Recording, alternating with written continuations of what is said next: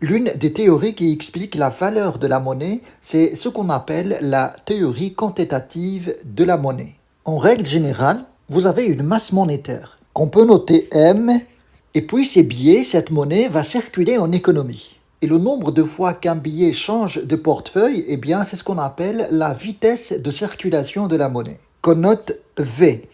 Cette circulation est égale à le niveau général des prix fois la quantité de biens en circulation qu'on peut noter Y ou bien grand T. Si on réfléchit bien, c'est une équation très simple et ce n'est pas compliqué du tout.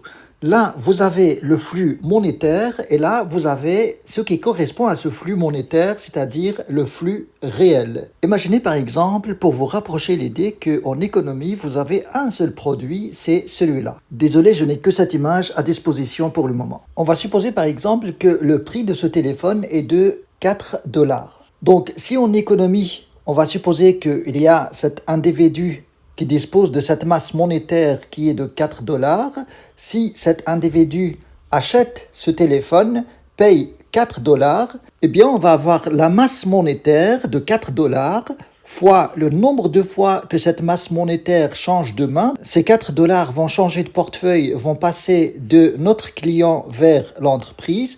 Donc la vitesse de circulation de la monnaie représente 1. Et dans l'économie réelle, on n'a qu'un seul produit vendu à 4 euros. Donc, la valeur réelle transférée, c'est 4 fois un seul produit, ça fait 4 dollars.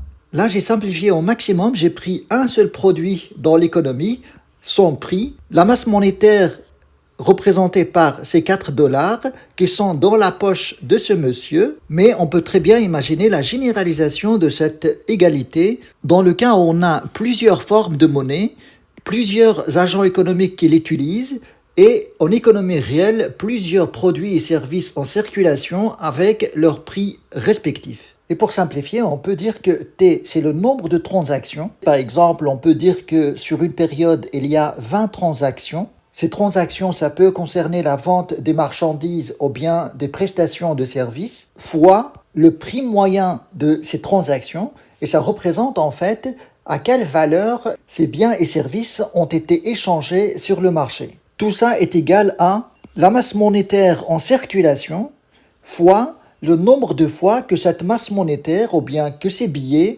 changent de portefeuille. À chaque fois qu'il y a une transaction, ces billets changent de portefeuille. J'espère que c'est clair les paramètres de cette formule. Et bien maintenant, on va regarder ce que disent les économistes par rapport à l'interprétation de cette formule. En fait, moi personnellement, je ne crois pas trop à cette formule, car je pense qu'il ne s'agit que d'une simple tautologie. C'est comme dire par exemple un téléphone est égal à lui-même. Oui, d'accord, mais comment voulez-vous que ça soit autrement? Dans chaque transaction, il y a l'équivalence entre ce qui est transféré en forme monétaire et ce qui est transféré sous forme de flux réel de marchandises évaluées à leur prix. Enfin bref, je vais vous dire ce que disent les économistes par rapport à l'interprétation de cette équation. En fait, le début de cette théorie remonte très loin dans l'histoire vers les mercantilistes, qui considéraient, comme je vous avais expliqué dans l'histoire de la pensée économique, que ce qui fait la richesse d'un pays, c'est l'accumulation des métaux précieux, de l'argent, de l'or, etc.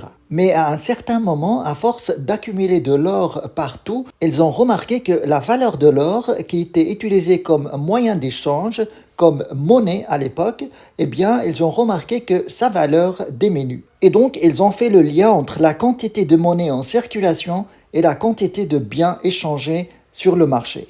Mais cette formulation, on va la trouver pour la première fois chez Irving Fisher.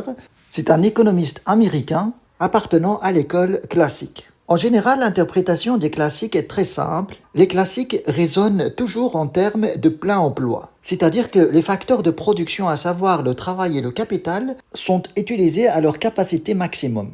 Donc, ce qu'on produit reste toujours la même chose. Elle considère que la vitesse de circulation de la monnaie est toujours la même chose, c'est-à-dire notre V ici est fixe.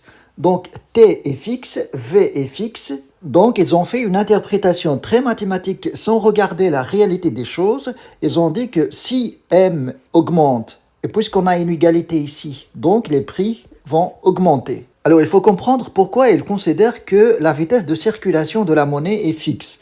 Parce que tout simplement, c'est lié aux habitudes de consommation. C'est-à-dire que les ménages consomment habituellement presque la même chose, donc cette circulation de la monnaie ne change pas trop d'une période à l'autre. Pratiquement, cela revient à dire que chaque ménage a ses habitudes de dépenses. Il paye son loyer toujours la même chose à la fin du mois, fait ses courses toujours à la fin de la semaine par exemple, achète toujours à peu près la même chose, etc. Et pourquoi il pense que la production sur le marché est toujours la même chose, on a toujours les mêmes produits sur le marché? Eh bien parce qu'il pense qu'on tourne toujours en plein emploi. C'est-à-dire que les entreprises fabriquent avec leur capacité maximum de production. Les facteurs de production, à savoir le capital et le travail, sont utilisés, employés à leur capacité maximum. Et donc, ils font une interprétation très mathématique des choses. Si M, la masse monétaire, augmente, P va augmenter. On va trouver une autre interprétation chez Keynes, par exemple. Keynes fait la distinction entre une économie qui tourne en sous-emploi et une économie qui tourne en plein emploi. Dans une économie en sous-emploi, pour Keynes, T n'est pas fixe. Et donc pour Keynes, si on augmente la masse monétaire en sous-emploi, ce qui va augmenter, c'est la production. Ça va stimuler la production. Et donc pour lui, les prix ne changent pas pendant une période de sous-emploi. Ce qui changerait si on augmente la masse monétaire, c'est bien la production. Dans le cas d'une économie de sous-emploi, il encourage même de stimuler l'économie en augmentant la masse monétaire pour provoquer une croissance économique. Mais dans le cas d'une économie en plein emploi, c'est-à-dire que les machines tournent au maximum et le chômage est réduit au maximum, à ce moment-là, Keynes adopte la même interprétation que les classiques. C'est-à-dire que si la masse monétaire augmente dans une situation de plein emploi, là, on ne peut pas bouger parce qu'on est en plein emploi, ce qui va bouger, c'est les prix.